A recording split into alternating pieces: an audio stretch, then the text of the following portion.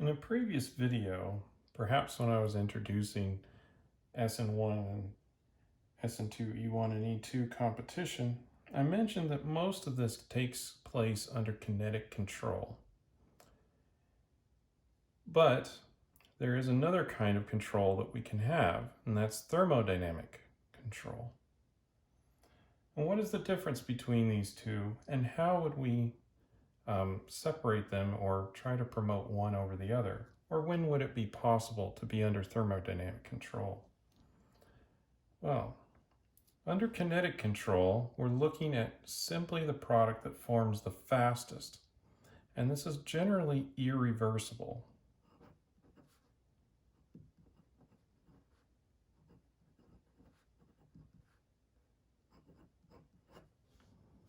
Once you make the product under kinetic control conditions, you don't go back to the reactants and be in equilibrium with the two products or multiple products that you could make. So, as you may surmise, thermodynamic control only exists under reversible reaction conditions.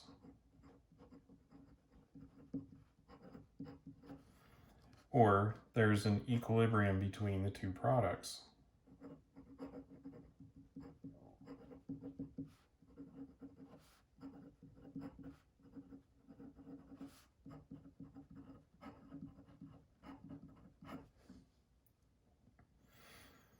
Now, again, generally speaking, our SN2, SN1, E2, and E1 reactions are irreversible, but there are some cases where they could be. Now let's examine why they're generally irreversible first, and then we'll look at some examples that are reversible. So let's just pick a typical SN2 reaction. And we'll add an alkoxide with a negative charge right there. And this is going to go SN2. And we'll form this product plus bromide. And you'll notice that this negative charge here is fairly unstable, and this bromine charge is a lot more stable. And so overall, these products are more stable than the reactants. So if we were to draw a reaction coordinate diagram where we have reaction progress down here and we have energy over here, we would start off with some higher energy reactants. We'd have some energy of activation, especially as these two things come together to form the activated complex. And then the products are lower energy. Now, in order for this reaction to be reversible, we would have to climb back up this steep hill, and we'd have to go this entire distance up to the top, and then it would have to continue over here. Whereas going in the forward direction is much easier.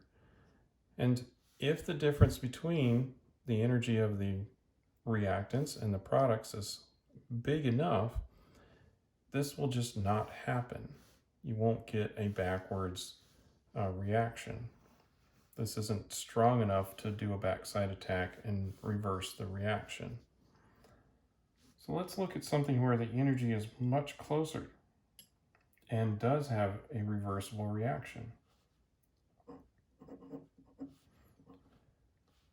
So let's stick with our SN2 idea, but instead we're just going to substitute the halogen with another halogen. So we'll substitute the bromine with an iodine. Now the iodine is actually a little bit more stable because it's a larger ion. So actually the reactants are the more stable species.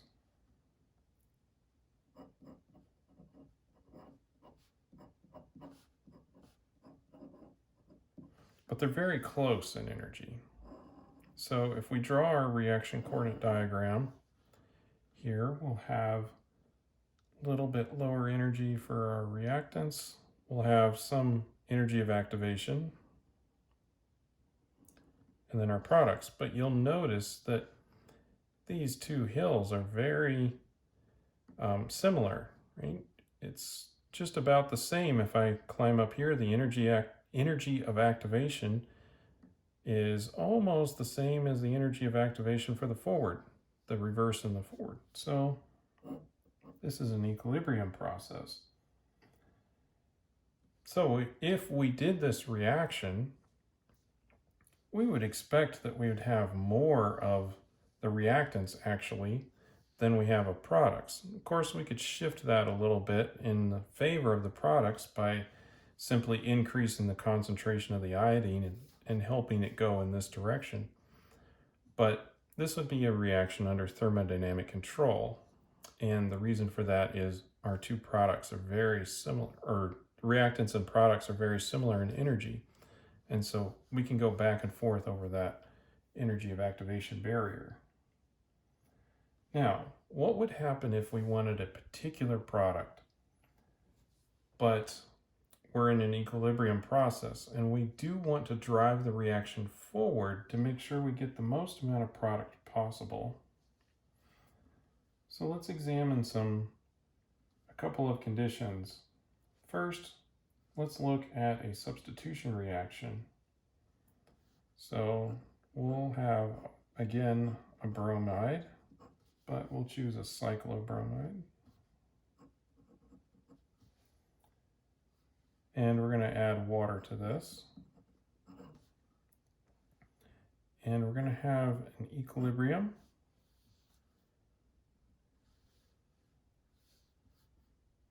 So the water is a nucleophile, could attack that, cause the bromine to leave.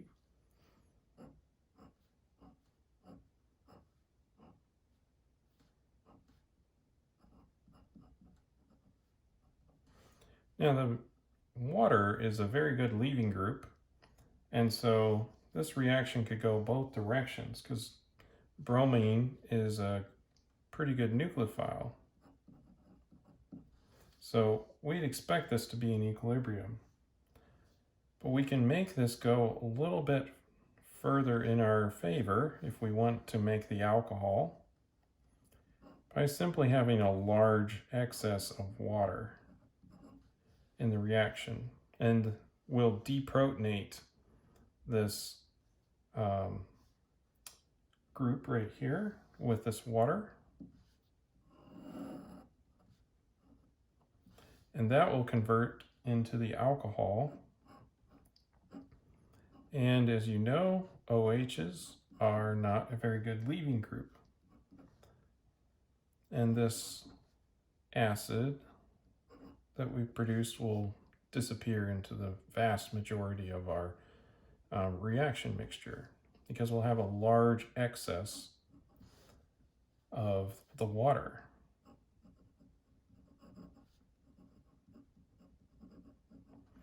And the easiest way to do that is to just use water as the solvent, and that will ensure that we have a very large quantity of it.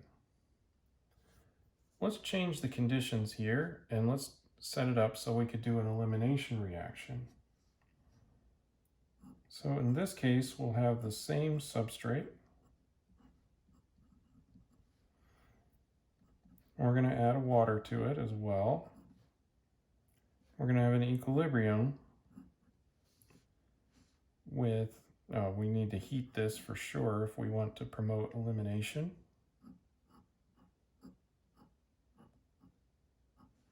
And we'll have our elimination product, and then of course H3O plus bromide. Now, the way that we could promote this reaction to completion is by distilling this product. This product will have a lower boiling point than the reactants that we've started with, so it's possible to separate with distillation.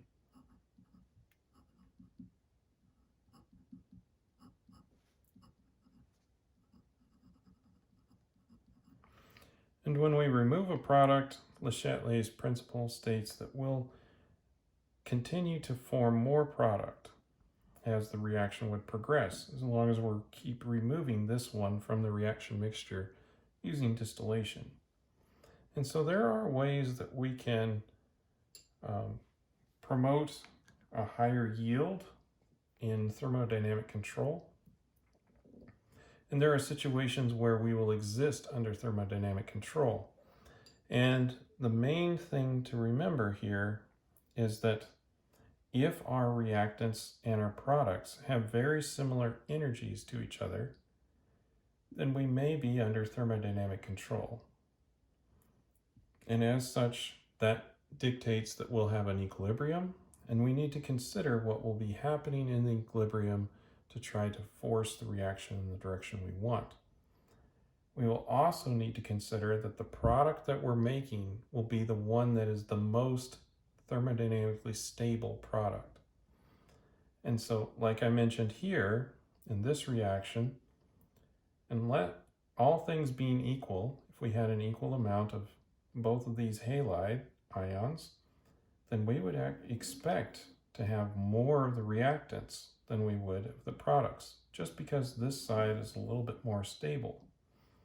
And so we'll have to keep that in mind when performing our reactions as well.